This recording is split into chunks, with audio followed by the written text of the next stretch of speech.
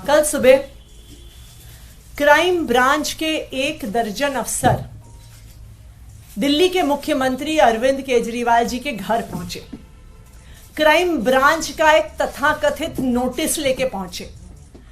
कहते हैं कि ये नोटिस हम दिल्ली के मुख्यमंत्री अरविंद केजरीवाल जी के हाथ में ही देंगे। आज सुबह वही आधा दर्जन क्राइम ब्रांच के अफसर मेरे घर पहुंचे। 2-3 घंटे तक वहां पे इंतजार किया।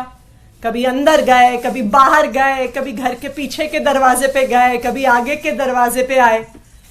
कहते हैं जी क्राइम ब्रांच का नोटिस है और नोटिस सीधा मंत्री जी के हाथ में देंगे। वैसे तो जो बेचारे क्राइम ब्रांच के अफसर आए, हमें उन बेचारों पे के दया ही आती है। दया इसलिए आती है कि जब पुलिस में आए होंगे, प्रमोशन के बाद इंस्पेक्टर बने होंगे, एसीपी बने होंगे, तो तब सोचा होगा कि पुलिस में आके देश की सेवा करेंगे। तब सोचा होगा महिलाओं की सुरक्षा करेंगे। तब सोचा होगा देशवासियों के लिए कुछ करेंगे। लेकिन आज उन बेचारों को टीवी की एक प्राइम टाइम नौटंकी बना के छोड़ दिया है उनके राजनीतिक आकाओं ने। जब वो बेचारे दिल्ली पुलिस वाले, क्राइम ब्रांच वाले बार बार कहते हैं, कल जैस्मिन जी की उनसे सीएम रेजिडेंस के सामने कुछ बातचीत हुई नोटिस को लेके, तो कहते हैं नहीं नहीं नहीं नहीं नहीं, हम मीडिया के सामने नहीं बात कर सकते, हम मीडिया के सामने नहीं बात कर सकते, अंदर आओ, हम मीडिया के सामने नहीं बात कर सकते। तो पूरे दिल्ली में, पूरे देश में क्या मैसेज जाता है? मैसेज जाता है कि दिल्ली पुलिस वाले डरपोक हैं, दिल्ली पुलिस वाले कायर हैं। ये कितने दुख की बात है कि दिल्ली पुलिस के जाबाज सिपाहियों की इमेज आज एक डरपोक इंसान, एक कायर की कर दी गई है, जो मीडिया के सामने बातचीत भी नहीं कर सकता। आप ये सोचिए कि दिल्ली के क्रिमिनल्स क्या सोचेंगे कि भाई इन दिल्ली पुलिस वालों से डरना जो 2-4 कैमरामैन से डरते हैं। एनीवे, तो कल आए क्राइम ब्रांच वाले 3-4 घंटे की इस नौटंकी के बाद मुख्यमंत्री अरविंद केजरीवाल जी को एक नोटिस देके गए।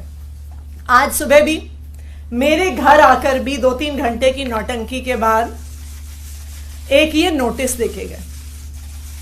अब ये नोटिस भी मजेदार है। ये नोटिस ना तो एफआईआर है, ना ये किसी प्रकार का समन्स है, ना इसमें आईपीसी की कोई धारा, ना इसमें सीआरपीसी की कोई धारा, ना इसमें पीएमएलए की कोई धारा, ना इसमें प्रिवेंशन ऑफ करप्शन एक्ट की कोई धारा। तो कुल मिला के क्राइम ब्रांच 48 घंटे की नौटंकी के बाद मुख्यमंत्री अरविंद केजरीवाल जी और मुझे एक एक चिट्ठी देके चला गया है, जो वो कह रहे थे कि हम हाथ में ही देंगे। इतनी महत्वपूर्ण चिट्ठी है। मैं कई बार सोचती हूं कि हमारे तो घरों में कभी अमेज़न वाले आते हैं, कभी फ्लिपकार्ट वाले आते हैं, कभी सरकारी कर्मचारी डाक की फाइलें लेके आते हैं। तो ये तो स्वाभाविक बात है कि वो फाइलें, वो डिलीवरी ऑफिस में ही छोड़ी जाती है। कोई मुख्यमंत्री, कोई मंत्री डाक के डेस्क पे बैठ के चिट्ठी रिसीव करने के लिए नहीं बैठा। लेकिन जो कल हुआ वो उन पुलिस वालों की गलती नहीं है, उनके राजनीतिक आका हैं जो हमसे कुछ सवाल पूछना चाहते हैं। तो वो हमसे पूछना चाहते हैं कि आखिरकार किसने आम आदमी पार्टी के विधायकों को ऑफर दिया। तो मैं दिल्ली पुलिस के राजनीतिक आकाओं को बताना चाहती हूं कि आपको इतनी नौटंकी करने की जरूरत ही नहीं थी। मैं आज प्रेस कॉन्फ्रेंस करके उन सवालों का जवाब दूंगी कि आखिरकार किसने आम आदमी पार्टी के विधायकों को करोड़ों रुपए के ऑफर दिए।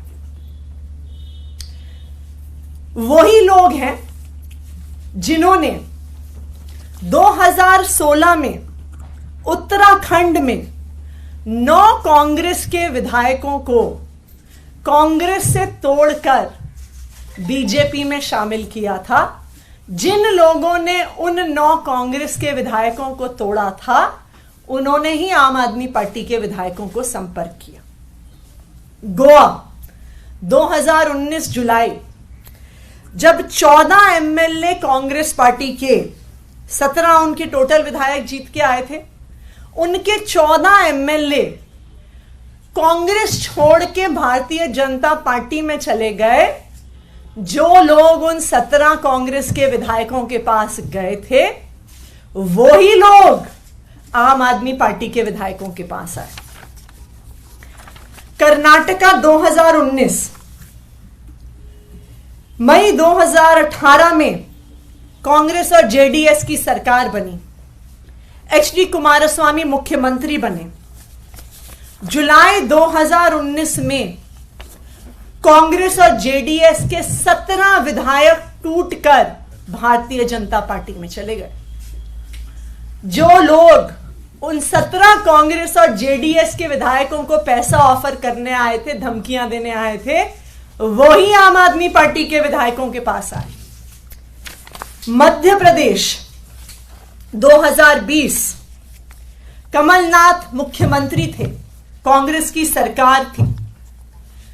22 कांग्रेस के विधायक कांग्रेस छोड़कर, टूटकर भारतीय जनता पार्टी में शामिल हो गए।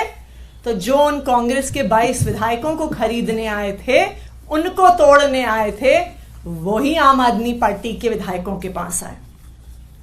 और लेटेस्ट, जो अभी कुछ ही दिन पहले पूरे देश ने देखा, महाराष्ट्र में नवंबर 2019 में उद्धव ठाकरे महाराष्ट्र के मुख्यमंत्री बने। लेकिन 21 जून 2022 को शिवसेना के नेता एकनाथ शिंदे 11 विधायकों के साथ बंबई से सूरत चले गए और शिवसेना छोड़कर भारतीय जनता पार्टी के साथ मिलकर उन्होंने सरकार बना ली। तो जो लोग एकनाथ शिंदे के साथ साथ 11 विधायकों को तोड़ने आए थे, वही लोग आम आदमी पार्टी के विधायकों को तोड़ने आए। और जो तेलंगाना में हुआ, जो एक स्टिंग के माध्यम से हमने देखा कि कुछ लोग विधायकों को तोड़ने के लिए करोड़ों रुपए कैश लेके घूम रहे थे, वही लोग आम आदमी पार्टी के विधायकों से संपर्क कर रहे हैं। तो मैं क्राइम ब्रांच के राजनीतिक आकाओं को बताना चाहती हूं कि आपको भी पता है कि कौन वो लोग हैं जो पिछले 7-8 साल से एक एक करके ऑपोजिशन की सारी सरकारों को तोड़ रहे हैं। और वही लोग हैं जो आज आम आदमी पार्टी के एमएलए से संपर्क कर रहे हैं।